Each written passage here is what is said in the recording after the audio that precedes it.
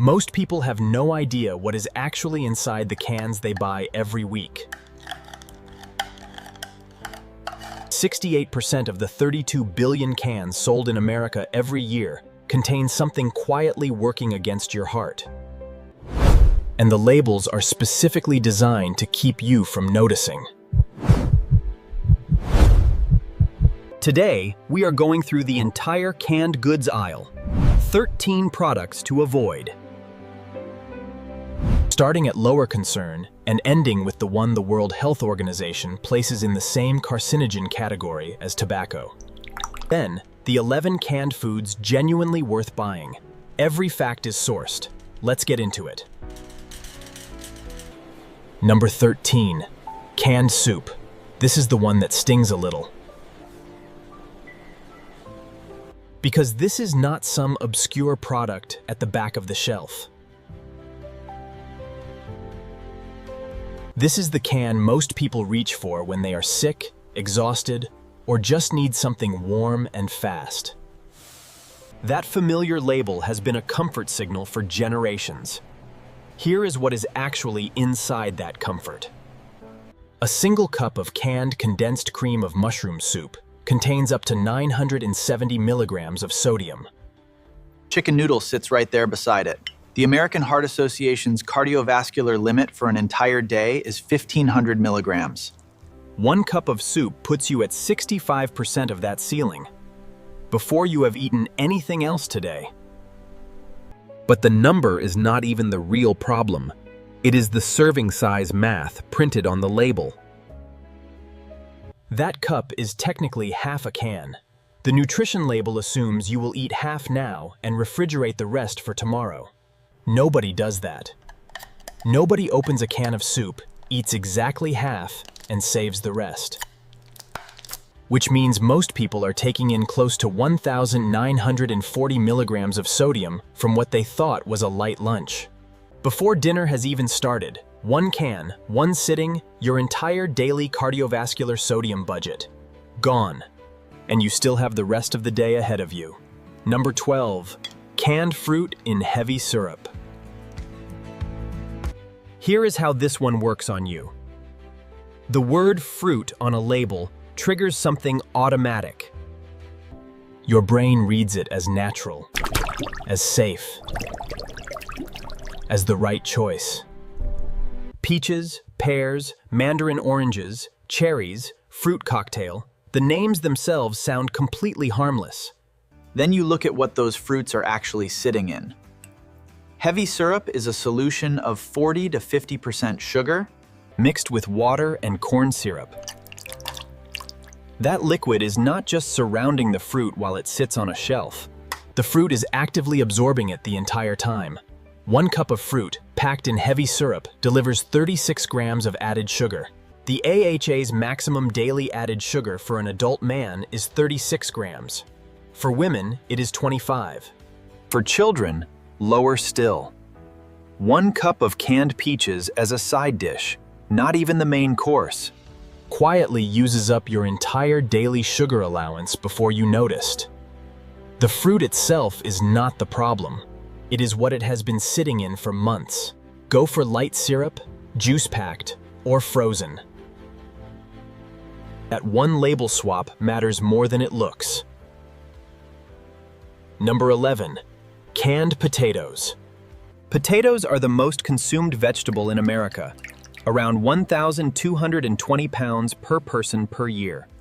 Loaded with potassium, vitamin C, and fiber, fat-free and gluten-free. Canned potatoes look like an obvious, practical shortcut.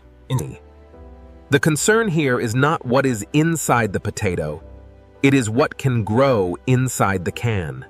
When a can is improperly sealed, damaged, or not processed at the correct temperature, the sealed low-oxygen environment becomes ideal for Clostridium botulinum. This is a nerve toxin. It does not announce itself. No smell, no discoloration. No way to detect it by looking at the can from the outside. A botulism outbreak in Ohio linked to home canned potatoes caused 1 fatality and dozens of hospitalizations. Home canning requires meticulous attention to safety, and commercially compromised containers should also be regarded with caution. If a can is bulging, dented along the seal, or leaking in any way, even slightly, even marked down, put it back. The same risk applies to other low-acid home-canned vegetables, canned meat, and canned seafood. A container with visible imperfections, even if offered at a reduced price, may present unforeseen issues. Number 10. Canned baked beans. Baked and beans. Two words that together feel wholesome. Something your grandmother made from scratch on a Sunday.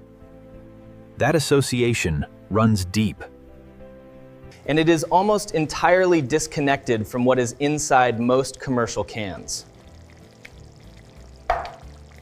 Standard canned baked beans are typically high in saturated fat, heavy on added sugar, and packed with additives.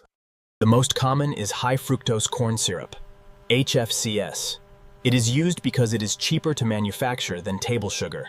That is the only reason it is in there. Research has consistently linked HFCS to higher rates of heart disease, liver fat accumulation, obesity, and type 2 diabetes. It is not a neutral swap for sugar. Evidence suggests it is worse. Then, add the sodium. Half a can of standard baked beans accounts for 20 to 30% of your recommended daily sodium intake. Most people eat the whole can. Better versions do exist here. Look for labels that say no added sugar, reduced sugar, low sodium, and no artificial additives. The front of the can is marketing. The ingredient list is the actual product. Number 9. Corned beef hash. On paper, this sounds like a complete meal. Protein from beef, fiber from potatoes, vegetables included. It has been in American pantries for generations, and there is a genuine comfort to it. 1 cup of canned corned beef hash contains 440 calories, 28 grams of total fat, 10 grams of saturated fat, and 1.5 grams of trans fat. The trans fat figure is the one to focus on. The American Heart Association does not give trans fat a recommended daily amount. The way they do for other nutrients. They set an absolute ceiling, 2.2 grams per day maximum. 1 cup of canned corned beef hash takes you to 1.5 grams before you have touched anything else today. Trans fat is particularly damaging because it works in 2 directions at once. It raises LDL, your bad cholesterol, while lowering HDL, your good cholesterol. Both sides of your cardiovascular profile take a hit from a single serving. Then add 1,580 milligrams of sodium per cup, already exceeding the AHA's full daily cardiovascular recommendation on its own. There is no reduced fat or low sodium version of this that solves the problem. If you want it, make it fresh. The canned version does not have a better alternative beside it on the shelf. Number 8. Canned chicken. Affordable, convenient, high protein. It sounds like one of the smarter shortcuts in the aisle. A standard 5-ounce can can contain up to 900 milligrams of sodium.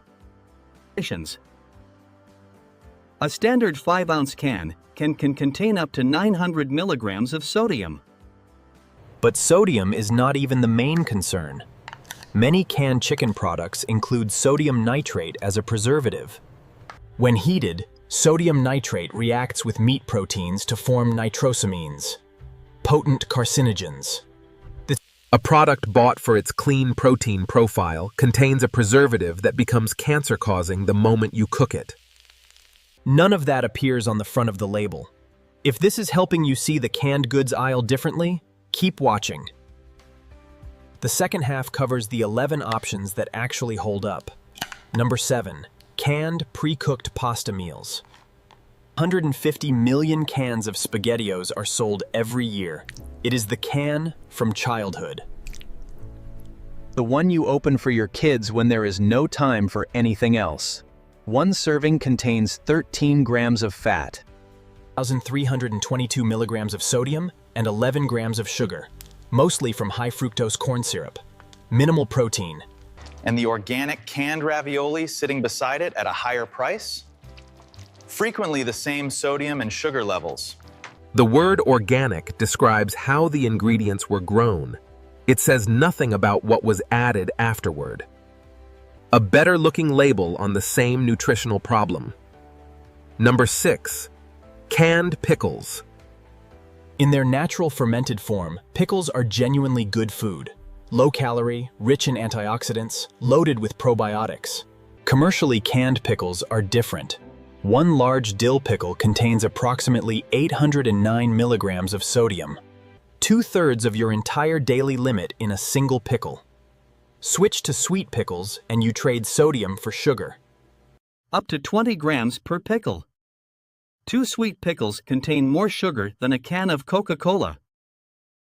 If you want pickles, look in the refrigerated section for naturally fermented options. The label will say live cultures or raw. Portion size matters more here than almost anywhere else in the aisle. Number 5. Canned shrimp. High protein, low calorie, low fat, it checks every box. The canning process destroys most of the water-soluble vitamins. What survives is the protein and a significant sodium load. Approximately 1,100 milligrams per cup. Approaching the AHA's full daily cardiovascular limit from one ingredient. For anyone managing elevated blood cholesterol, the bigger issue is cholesterol. 1 cup contains up to 340 milligrams of dietary cholesterol, 100% of the recommended daily intake in a single serving. That is a direct increase in cardiovascular disease and stroke risk for people already in that category. The front label shows the protein. It does not show the rest. Number 4. High mercury canned tuna. Mercury is present in all seafood, but usually at levels too low to cause harm. Certain tuna are the exception. Mercury in ocean water is converted by bacteria into methylmercury, which bioaccumulates up the food chain. Albacore tuna, labeled solid white, sits high enough that regular consumption can push methylmercury exposure past safe thresholds. Documented effects include impaired cognitive function, memory, concentration, and speech. The risk is highest for pregnant women, nursing mothers, and young children. The fix is simple. Avoid solid white or albacore. Light tuna, typically skipjack, sits lower on the food chain and carries substantially lower mercury levels. Same aisle, different label, meaningfully different risk. Number 3. Canned evaporated milk. It seems like one of the more harmless items in the aisle. But 1 cup contains approximately 338 calories, more than double the 152 in regular whole milk. Most people use it like a condiment without accounting for those calories. They add up quietly. The more specific concern is for people with compromised kidney function. The canning process denatures the proteins, and some manufacturers add disodium phosphate to counteract that. For healthy adults, it is generally fine. For anyone with impaired kidneys, elevated phosphate creates calcium imbalances and accelerates kidney disease progression. If your kidneys are healthy, this is worth being aware of. If they are not, this one belongs off your list. Number 2. Canned puddings and desserts. Nobody thinks this is health food. But most people do not know about the packaging risk. The formula combines refined sugar, hydrogenated oils, a source of trans fat, artificial flavoring, and synthetic preservatives. Protein and fiber are both negligible. The bigger issue is the can itself. Many canned desserts are lined with BPA, an endocrine disruptor linked to cardiovascular disease, type 2 diabetes, and reproductive health problems. BPA leaches faster under high acidity, high sugar content, and long shelf storage. Canned desserts hit all 3 conditions simultaneously. There is no better version to look for here. Skip the category entirely. Number 1. Canned processed meats. The World Health Organization classifies processed meats as Group 1 carcinogens, the highest classification available. Reserved for substances with a conclusive link to cancer in humans, the same category as tobacco, asbestos, and formaldehyde. Just 50 grams per day, less than 2 ounces, increases colorectal cancer risk by 18%. The mechanism is sodium nitrate, used as a preservative and color stabilizer. When heated, it reacts with meat proteins to form nitrosamines, carcinogenic compounds. That is partly why processed meats set at number 1 on the avoid list. Now you have that information. 3 things to look for every time you are standing in that aisle. First, sodium levels. The AHA's cardiovascular limit is 1,500 milligrams per day. A surprising number of single cans blow past that before you have eaten anything else. Second, the ingredient list, not the front label. The front is a marketing decision. The ingredient list is the actual product. They are often not telling the same story. Third, BPA-free labeling, especially on acidic or high-sugar products where leaching accelerates fastest.